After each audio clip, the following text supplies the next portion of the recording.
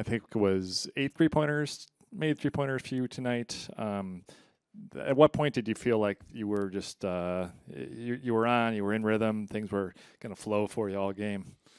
I mean, I think I hit my first 2 threes, so um, obviously that's a good sign. You hit those couple threes, it feel good. You see the ball go in early, but I didn't.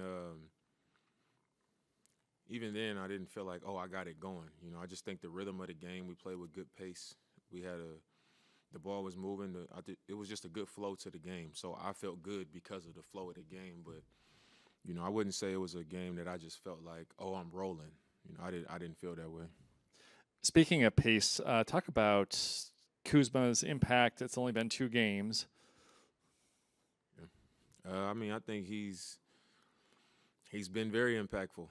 He's a guy who, watching from a distance, I always felt like, he can hoop. He's a good player, and then you get him on your team and get a closer look, and you can hear how he interacts throughout a game, and you see how well he understands the game, how he knows how to position himself to help the team in whatever we're trying to do. He's in the last 2 games, he's been probably talking to me more than anybody on the court, about situations and the way they defended me and how he can help me, the spots where he's open. And he's effective in those spots, setting the screens on the low side and getting in the short roll position and making the next play, making shots. He understands the game, much better than I knew from watching him from afar, and he knows how to be effective and find his way, even on a new team. And then finally, rebounding. You guys won the battle like 53-42. You had what 8 or so? Has that been a point of emphasis? It was a team-wide effort, but the guards especially stepped up. It seems. Yeah, I think every night we know there's going to be a battle on the glass, and I think giving up second and third opportunities to teams is something that we've struggled with at times, and it's a constant conversation that the perimeter guys got to come back and help rebound. So it's not like I'm going in there climbing over guys getting the ball, but just having the awareness to hit my guy or look for my guy and then come back and try to clean up the glass and help the bigs out. And that's just what I try to focus on. The offense obviously changes with Giannis out. 105 3-point attempts over the last 2 games. Is that kind of the impetus right now? Let it fly from deep? Yeah, I think obviously our best player not being on the floor, that puts a lot more responsibility on me. And, I just think we've been moving the ball well. I'm trying to get in the paint and put pressure on the defense and get a reaction and then just try to ignite that type of play where I try to get the ball to where it's supposed to go, and then the next guy is making the right pass, and then the guy after that is making the right pass. So I think because the ball is moving, we're able to generate a lot of those threes. Forgive me, I missed the start of it. Did anyone ask you about Doc saying you need to be an aggressive playmaker and an aggressive scorer?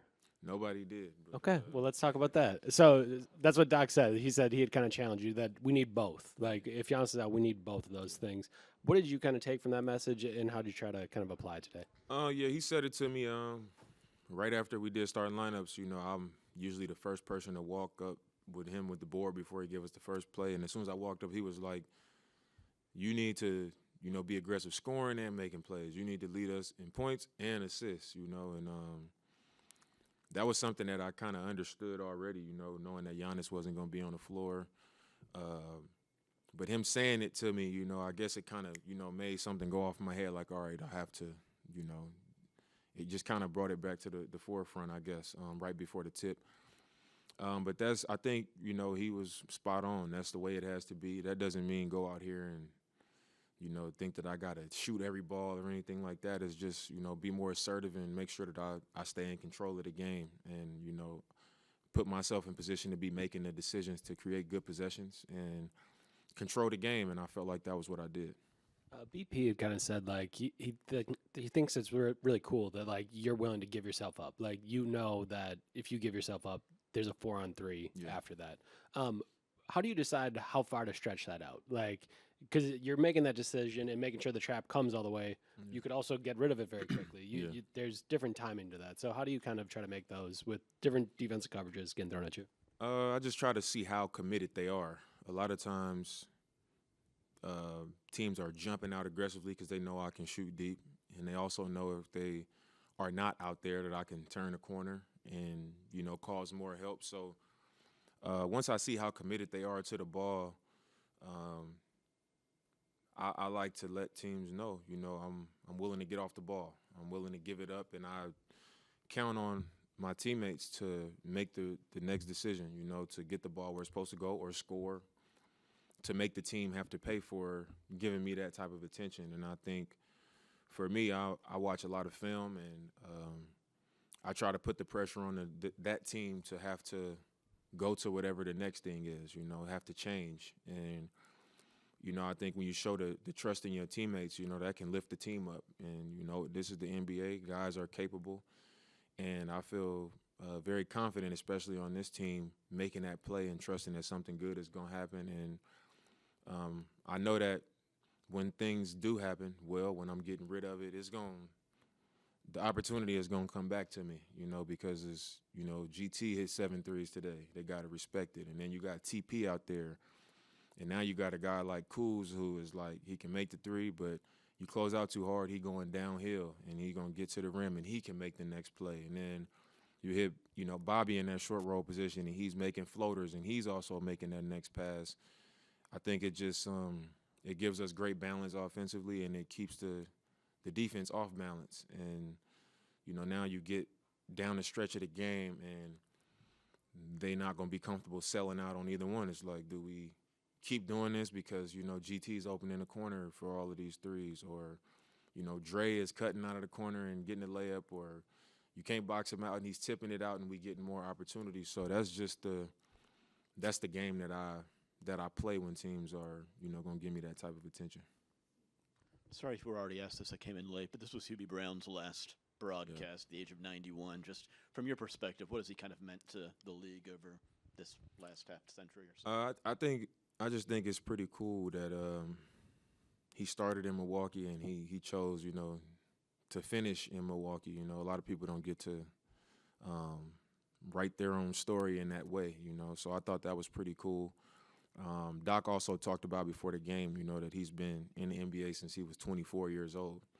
And to be 91 now and, here for his last game, I think is a special commitment to the game. And from that time to today, I'm sure he's seen so much growth and so much change, not only in the game of basketball, but in the league. It's come so far in a lot of ways.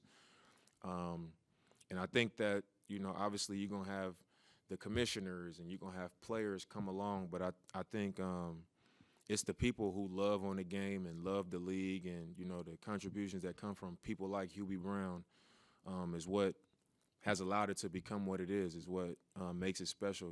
That type of lifelong investment and care into this league, is special. And for us to be a part of this league, I think is very, very important for us to pay our respect and to honor and acknowledge the people who've done that, like him. So it is, I think it's special, the type of career that he's had, his voice, on the radio, on these broadcasts, and I'm just honored to be a part of his last game.